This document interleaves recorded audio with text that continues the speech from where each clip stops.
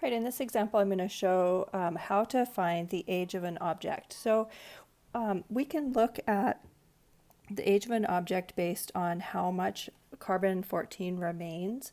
So it's given by this equation where the age of an object is negative 8,267 times the natural log of d divided by d naught, where d naught is the original amount of carbon-14 in an object and d is the amount of carbon-14 remaining.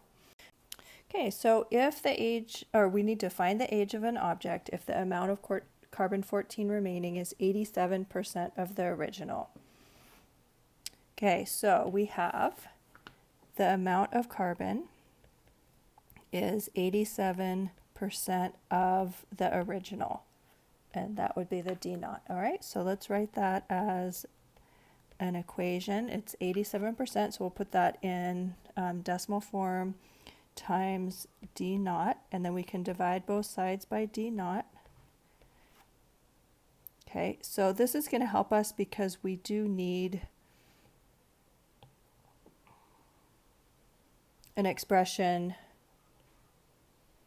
which we just gave for ourselves to plug into that equation. Okay, so we have d over d naught is equal to 0.87.